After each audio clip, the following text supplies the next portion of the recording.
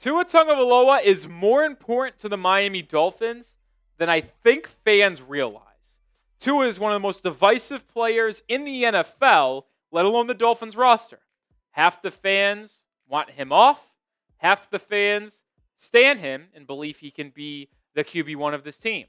Well, Nic Rohloff here from Dolphins Today is here to shed a positive light on Tua and how he is the man to run the Mike McDaniel offense.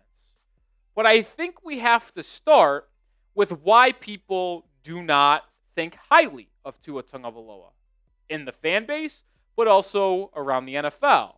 Well, one, he got paid a bad contract. He got paid a 4-year, $212.4 million deal, where he's getting $53.1 million AAV. That kicks in this season. First year of the deal. It goes 25, 26, 27, 28. Now, the Dolphins do have an out after 2026 where the dead cap hit is not bad. So, to me, you're practically married to Tua for the next 2 years, 25 and 2026. And then after that season, all hell can break loose. But another reason why, it's not because he's getting paid like a quarterback one, but it's because he can't stay on the football field. Over the last 4 seasons, he has played all 17 games once. That's an issue considering NFL quarterbacks get protected the most. Tua is not a mobile quarterback. He can run, he can move, but he is not a Lamar Jackson. He is not a Anthony Richardson that is just running and putting his head down, or at least he should, into players to make a play with his legs. So it's like, how is he consistently missing 4 games, 6 games? Those can't happen. Like, I get why Dolphins fans are out on Tua. He's getting paid $53+ million over the next 4 seasons, and he doesn't stay on the football field consistently. But the truth is, he is what makes this Dolphins offense very, very good. The weapons of Devon Achane, Jalen Waddle, Tyreek Hill, Jonnu Smith help. They bring it up, yes. But it feels like the driving factor of what makes this Dolphins offense tick is Tua being healthy and on the football field. We'll show some alarming statistics here in a second. But make sure you go give us a follow on our Instagram. We're under 100 followers away from 1,000. And when we get to 1,000, we're going to do a special video. So help us get there. At Dolphins Today IG is the handle. Short form content, other content in between. Go give us a follow over there right now. One more time, Dolphins Today IG is the handle. How about this, folks? Let's look at some statistics. Miami Dolphins offense under Mike McDaniel, with Tua, without Tua. So this time frame spans from 2022 to 2024, those 3 seasons when Mike McDaniel became head coach. Well, when the Dolphins have Tua at the helm of the offense, they are tied for 3rd in EPA per dropback, 3rd in pass touchdowns per attempt at 5.5%, 2nd in pass yards per attempt at 8.2%, and have the 4th best completion percentage at 67.2%. Now you take a look at your right side of your screen. Because without Tua Tagovailoa, they are the worst offense in football in EPA per dropback. They are bottom 3 in pass touchdowns per attempt. They are bottom 10 in yards per attempt, and they are bottom 5 in completion percentage. Now, is Tua Tagovailoa completely to be the reason for this? Maybe. You can also blame the Dolphins for not having a backup quarterback worth anything, because in that time frame, it's been Skylar Thompson, it's been Tim Boyle, it's been Tyler Huntley. But when you think about those numbers, they don't surprise me. They don't. For better or for worse, Mike McDaniel and his offensive scheme, it's hard. It is. A lot of movement. A lot of anticipatory throws. It's not easy. It is not. And anyone who thinks every quarterback in the NFL can run the Mike McDaniel offense to the highest degree, they're fooling themselves. It takes accuracy, it takes decision-making, and the ability to get the ball out of your hands quick. And unfortunately, Tua does those things really, really well for the Tua haters out there. Does he have the ability to withstand big hits? The ability to drive the ball down the football field off platform? to be able to extend plays with his legs beyond belief? No, he's not one of those things. But he is able to execute the Mike McDaniel offense to a pretty high degree. And how about this, folks? We'll extend it outside of the Mike McDaniel 3-year 2022, 23, 24 timeframe. How about since Tua's become the starting quarterback? Miami Dolphins are 40-24. That's a 62.5% win percentage when Tua starts for them. When he misses those 20 games that he's missed in his career, 35% winning percentage since 2020, 7-13. Not here to act like Tua Tagovailoa is the reason the Dolphins win or lose. But he is, like I mentioned, one of the most driving factors of winning and losing, when he can stay on the field, when he can't stay on the field, and it's why this video is titled, Tua Tagovailoa is more important to the Miami Dolphins than fans realize. And I know some people aren't going to like that, but it's the God's honest truth, and I'm just here to present the statistics that we've seen over the past 5 years or so. Before we go any further, do you want Tua as your QB1? I stake your claim. Which side are you on? I want to know. Type Y for yes, type N for no. Let me know your thoughts down in the comment section. I am not ready to let you know how I feel on that divisive issue. I am here to tell you he needs to have a big year. If Tua Tagovailoa is not the best self he can be this year, well, then it's his second to last year.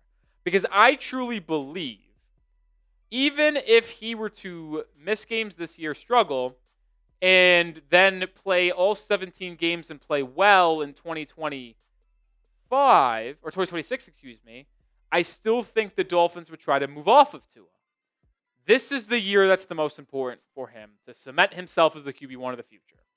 So what does a good year look like? What is my needs? Well, the number one thing, without a question, is for him to play all 17 games. It's the most important thing. Like, if he doesn't play all 17 games, it doesn't matter to me. He misses 2 or 3 games due to injury. He could look like the MVP in those other 15 games. Or I just don't care. It's the only thing that matters. And even if the Dolphins go 8-9, they go 7-10. No, 9-8, they go 10-7. Does not matter what the Dolphins' record ultimately is. The only thing that matters to me is that Tua is on the football field for all 17 games. Because if he can't bounce back and prove to this Dolphins organization, coaching staff, front office, that he can be a guy that plays all 17 games consistently, then you need to start making preparations to find a QB of the future that can. I would actually rather Tua be bad for all 17 games than be elite for 12 and miss 5. That's how I feel about this upcoming season when it comes to Tua Tagovailoa. Another thing he needs to do is get Miami to the playoffs. Need? I think it is. I really, really do. Like, the Dolphins have not won a playoff game in 25 years.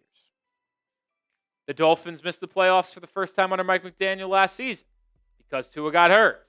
Tua plays in all 17 games. I think he could get Miami to the playoffs. They have a pretty favorable schedule, guys. Like, I really do think they should be able to get to the playoffs. The first 6 games of the year are easy. You should be able to win the first 2 weeks of the year. Should be able to split Buffalo and New York in primetime. Should be able to beat Carolina, beat Cleveland. And if you're able to split Los Angeles and Atlanta, it's a 6-2 start to the year. You get off to a hot start and go 6-2, should be able to make the playoffs by going 4-5 in your final 9 games. Games against New Orleans, the Jets, Steelers. Should be able to go 4-5 in these 9 games.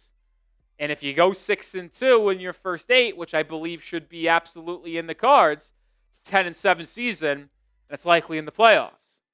Tua plays all 17 games like I said he needs to do, and it's the number one thing I need from him. There's just no way this team isn't in the playoffs in my books. I really believe that. Because if Tua plays all 17, they'll have a top half offense. I think the defense is going to be better than people realize. And when I mean better than people realize, I'm not talking top 10, but I'm thinking anywhere between 15 and 20 in that just around average to below average range. I don't think it's going to be bottom 10. I don't think it's be bottom 12 or anything like that. So I think that's possible.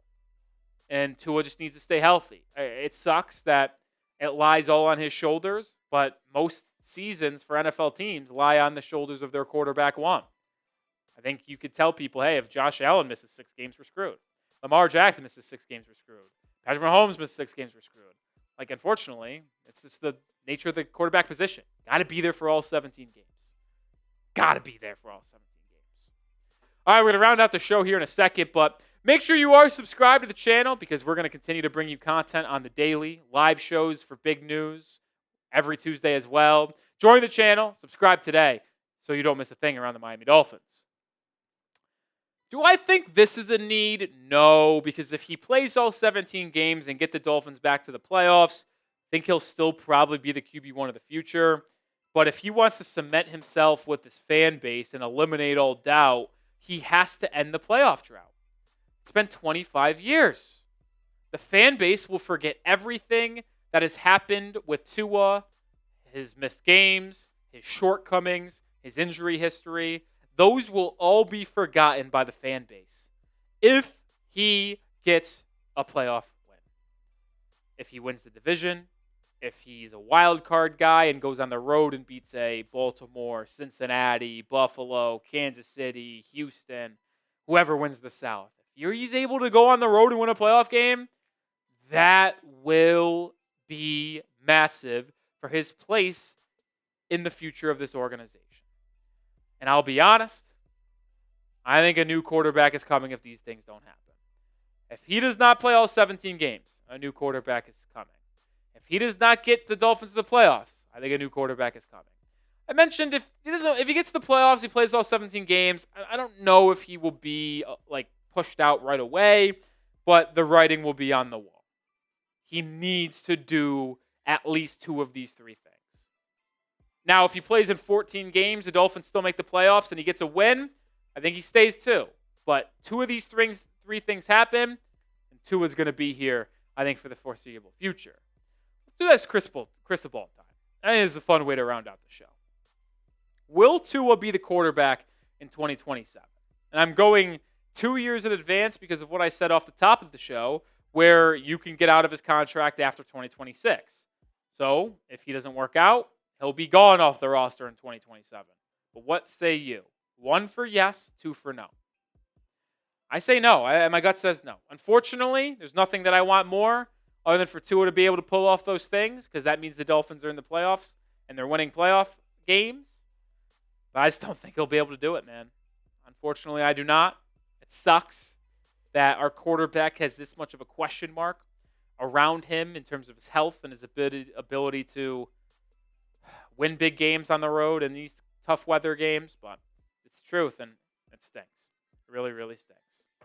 All right, I'll round out today's show. Appreciate everybody hanging out with us here on this edition of Dolphins Today. Make sure you do follow us over on Instagram. Dolphins Today IG is my handle, our handle, short-form content, and everything in between. You want coverage on the Dolphins in between our YouTube shows? Well, that's where you can find it. So go follow right now.